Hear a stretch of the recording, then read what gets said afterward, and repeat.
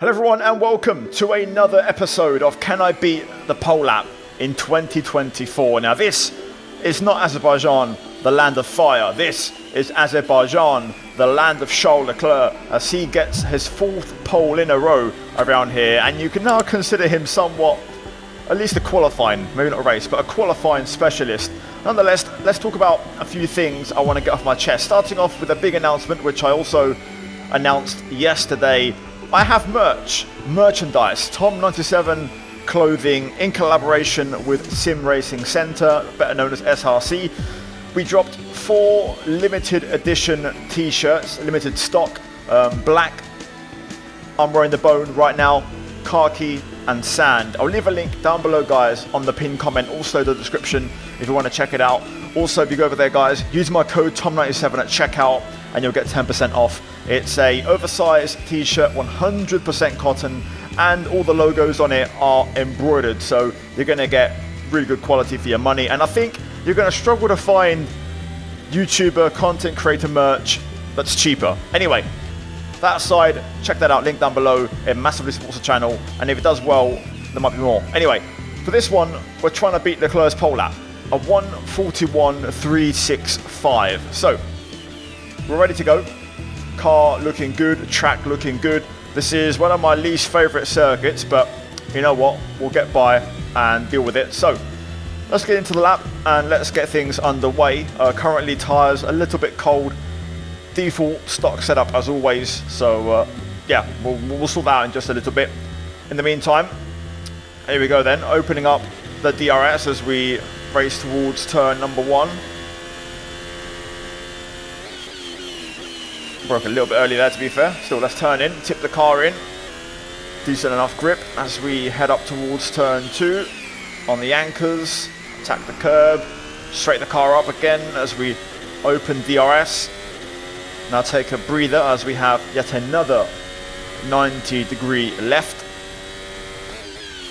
Brake at the 100. Third gear, tip the car in again. Now we have a 90-degree right. A fairly straightforward square shaped first sector. And now into a chicane. Brake at the white 50-meter boards, more or less. As a reference, we get a bit of understeer there through the chicane, so we have to delay picking up the throttle. 70 meters here for this right hairpin as we now approach the infamous castle section. Gonna go third. Easy does it. No need to push too aggressively here as we head over the top of the castle. Again, a lot of understeer on the front end there, mid-corner, just not able to get the turn in I want right now. All flat through here, through these little left-hand kinks, and now straight line brake into this downhill left with a really sharp peak on the apex. And now the last, not the last corner, but I call it the last corner, where you have to brake. And we do a Lando Norris straight away, bumping over that curb as we now make our way through the final chicane, which is all flat, to finish up the lap. So what we do now is wait for the DRS, look in the bottom right and wait for the DRS line to charge up. There it is. And now we open the letterbox, pick up the speed as we run up to the line. A 41.3 to beat. And we do a 40.0, so, or 46.0, sorry. Not bad. Not a bad start, but we can do better. Now for this one, we're going to run medium ERS, so a mode higher than before. We've halved the fuel, we're now on also medium compound tyres, and just made some tweaks to the wings as well, which is the critical part around here. So let's see if it pays off. Turn 1, braking at the 100 this time, finding a braking point. 4th gear, 3rd gear, got to try and figure that out. Turn 2, 60 meters, attacking the apex there. Good start to the lap here. Let's try and carry this as we head down towards turn number 3. Brake at the 100. Car feels nice, wings feel really, really good. Turn 4. Also front end there working well. Now into the chicane. We struggled here on the last lap with the right. This time we get through there a lot better. Car responding nice, you can see the mini sectors. Through the hairpin, avoid the inside curb, it's a bit bumpy. And now into the castle. I'm going to try 4th gear. And now down to 3rd through the top of the hill. Oh, just about avoiding the wall there, very close to brushing it. Also hard to see because of the darkness of the shadows. But the purple mini sectors are speaking for themselves. Straight line brake into this very tricky left, of course, where Leclerc stacked it in practice. And now down the hill. Let's try and keep it within track limits this time. Touching the inside curb. Car doesn't get unstable, so it's a decent lap. Let's see, making our way through the last chicane to close out the lap. Now we hit 8th and we wait for the DRS to become available. Much higher top speed on this one. Here we go. There it is. DRS opens. And now gaining even more speed. Up to the line we go.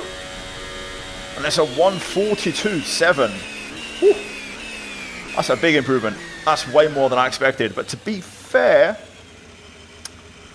we have taken the bulk of the fuel out. So hopefully softs will give us the grip we need. Right then, here we go. Soft tyres, and now business is about to get serious. We're going to crank it up to high, or the highest mode possible, on the MG UK. I've also reduced the fuel again. We've now also brought in the Delta bar, so we get an idea of what we're looking at. But now the top speeds are going to get pretty serious, and this is going to be our first proper attempt to try and beat the pole time. Here we go. Braking a little bit early, just to be safe, carrying more speed with the engine mode, so I don't want to get in trouble. That was a lovely turn 1. Turn 2, also right on the money. Car working super, super good. Now down the straight as we head towards turn 3, spot the 100 once again.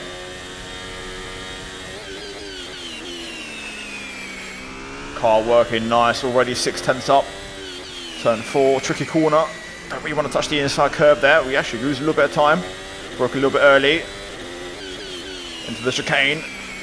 Getting the nose of the car in early to the corner. Didn't quite get the apex of the second part of the chicane as we now head to the hairpin.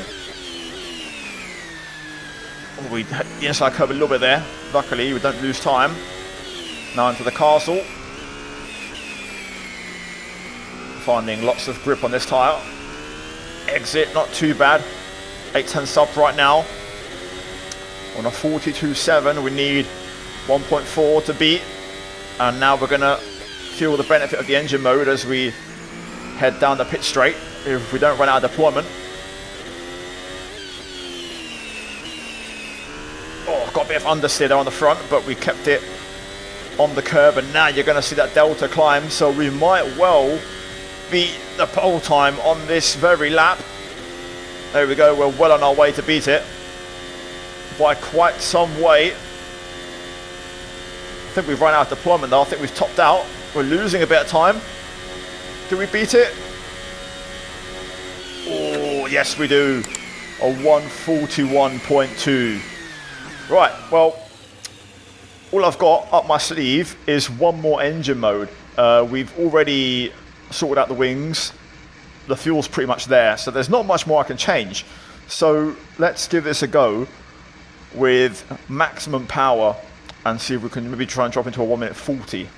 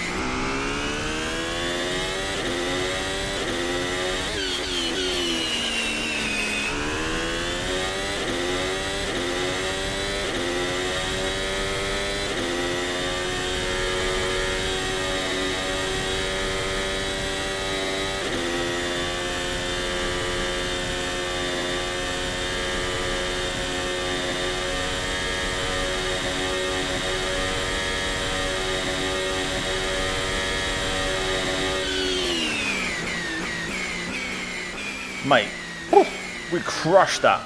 Absolutely crushed it. To be fair, that was quite doable in the end, and probably had a bit more grip on the track conditions than the real life thing, but oh my days, a 140.204.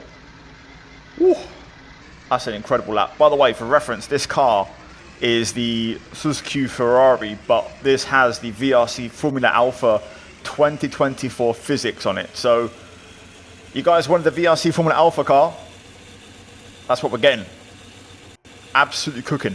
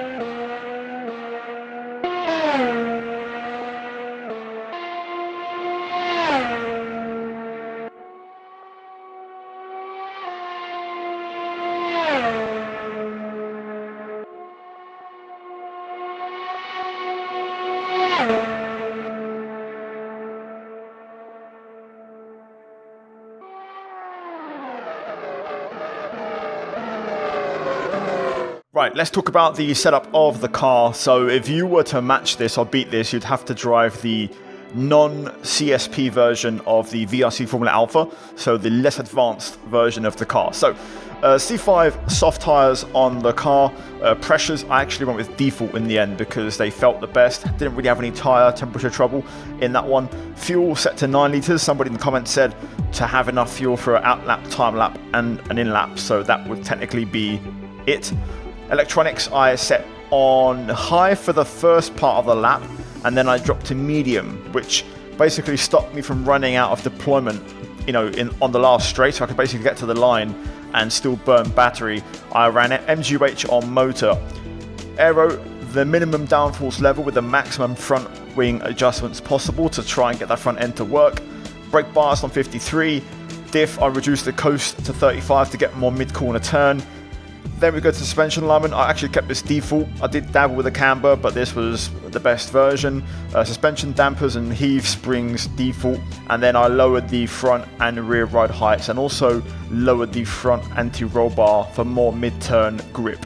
Other than that, a good car. But there we go, guys. Hopefully you enjoyed the video. Like, subscribe. Down below you're going to have the links to, of course, the car itself, which is tricky to get, but like I said, this is a visual thing. The actual car I've driven for this, physics-wise, is the VRC Formula Alpha 2024, so I'll leave that link down below.